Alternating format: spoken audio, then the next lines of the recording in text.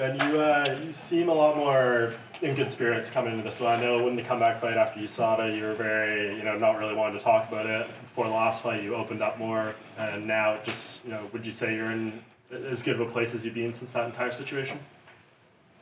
Yeah, I just kind of had to get over everything. That's what I do, is pick myself up and carry on. It's part of being a mixed martial artist. A lot of ups and downs, especially in my life. I have a long trail of failure, but somehow I've done enough that I've had some victories, and I'm still standing here. So I took the time to make the appropriate changes and ready for Saturday. When you reflect on the Ivana fight, what stands out to you, good and bad? Bads, obviously, is that I was hesitant and didn't finish the fight. I think one of my key things that people expect out of me is a finish. And when the fight was over, obviously it was disappointing that the judges seen it the other way, though I think out of 18 media that they printed, 16 had me clearly winning the fight. So it's unfortunate, but 20 years in this sport, as we know, don't let it go to the judges. So, but overall, the biggest thing is I wasn't very aggressive.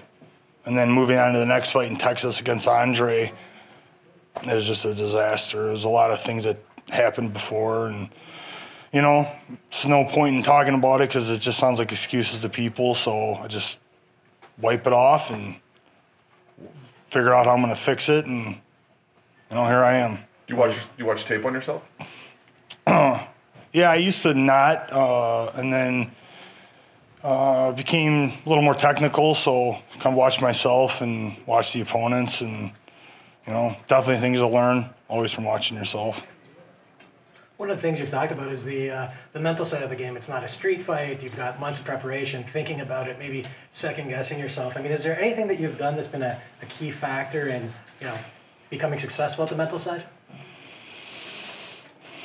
Trying to tie all loose ends. Make sure that you get to this week and you look back and reflect on the last 4 months and go, there's absolutely nothing else I would have done differently, or I needed to do, or I should have did this, I should have did that.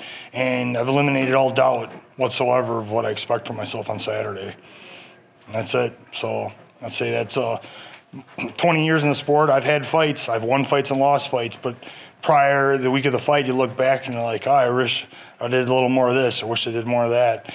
I think the big topic that people saw that I've been reunited with Duke Roufus.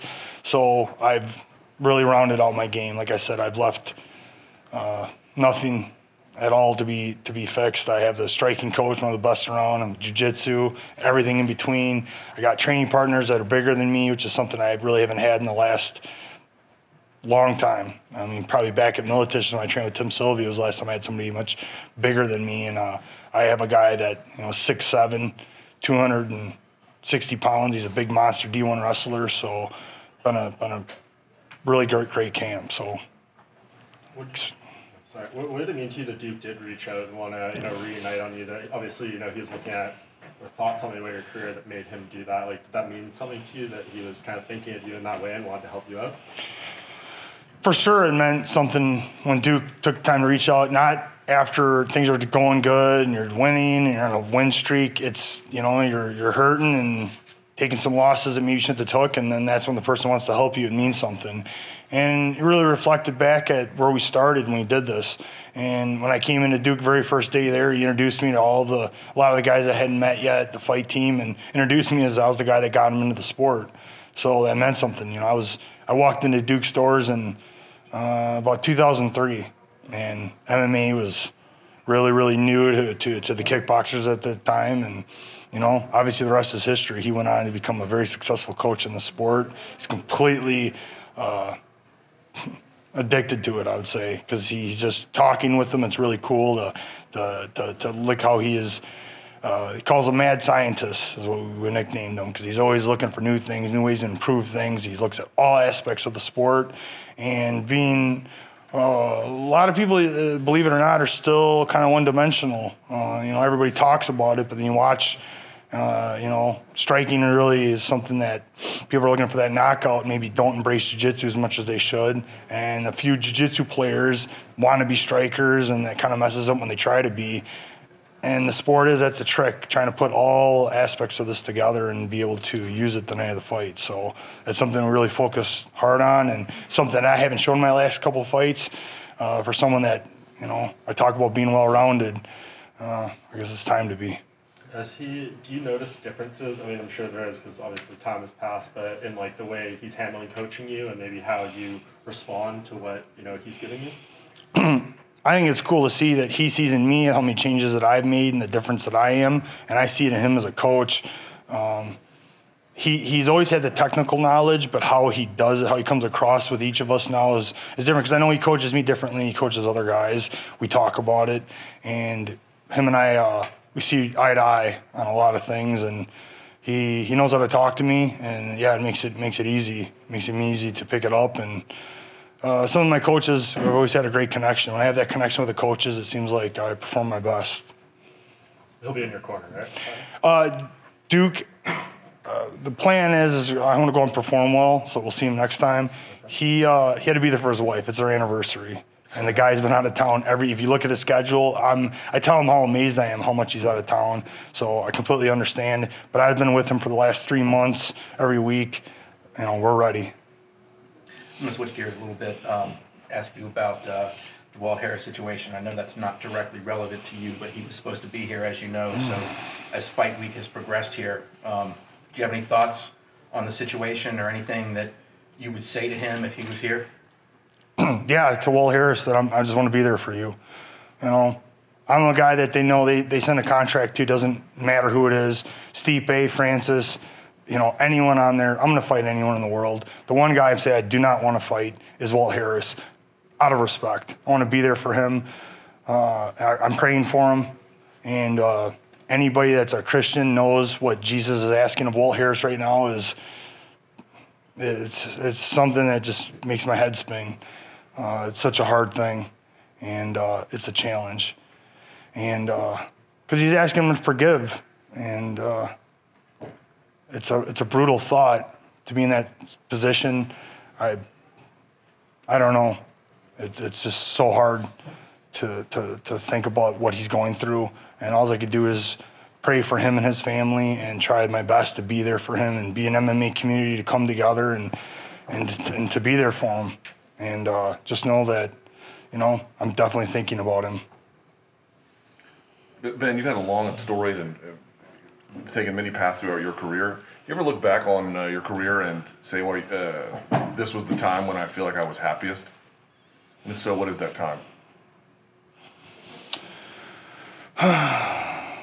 It's a tough question, happy.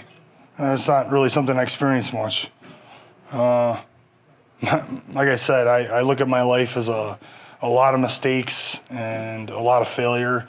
And I've been fighting my whole life. Some of my earliest memories are fighting, whether it's fighting off bullies or fighting off disgruntled parents. It's just a tough thing to think about happiness in the sport. And I'm okay with that because it's part of my driving force is that I don't do this for happiness. I do it because there's something driving me inside. And it's something that goes greater than just getting my hand raised. And I have something to prove. And I have something to prove that's going to go outside of me fighting just in a cage.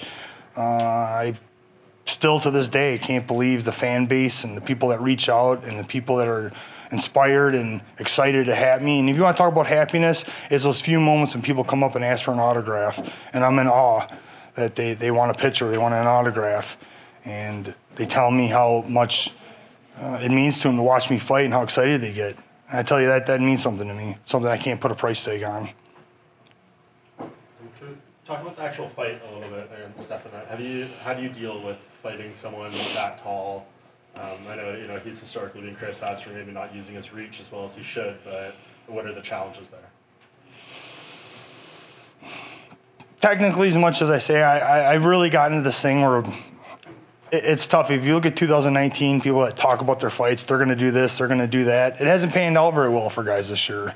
All the trash talkers really taking a beating this year. And I'm just trying to be humble and just believe in my skills and believe what I have to do. There's a challenge presented. We know why I'm here. You know, I'm here to do my job and do the best that I can, and always to get the finish. And Stefan Struve is a veteran for sure for his age. It's crazy. The guy spent a third of his life in the octagon, in the UFC, fighting the very best in the world. He's very calm, and he takes on all challenges, and that's something that you have to respect and definitely not take lightly. And through that, he is also brings in a unique challenge in his height, and he's constantly trying to work on that. And I'm sure he's only improved it since his last few fights. People keep harping on him about not using his height. So it's something that I've seen him try to utilize more as his jab, and obviously anything on the ground, dealing with his long legs.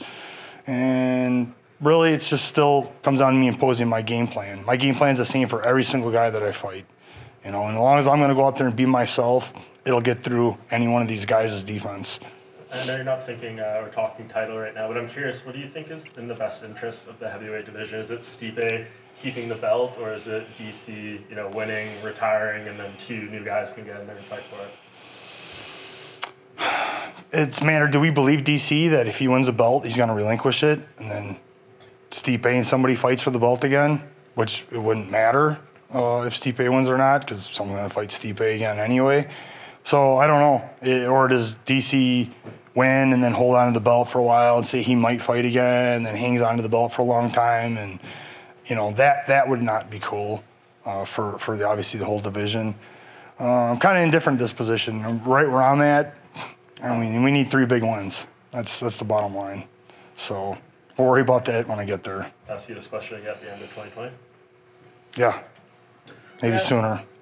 We asked Stefan about his career and whether or not he plans to fight into his late 30s, and he said, no way. You're already at that point. Do you see an end date? Do you think you're just going to know it when you get there? Yeah, I think that you just said it the best way. You just know when you get there. You see so many guys, some struggle to maybe not be done when they should be, and other guys were amazed that they go deep into their 40s and have great success. For me, you know, it's just about my body. My mind is constantly getting better with this. I'm always learning. That's one thing that I do excite me, is that I'm allowed to learn. I keep learning. I keep refusing to be settled. And, you know, my coaches are always bringing me new things to learn. And as long as I can keep doing that and keep improving my game, I can keep progressing. I can show the heavyweight division something new and keep winning. That's what ultimately that matters.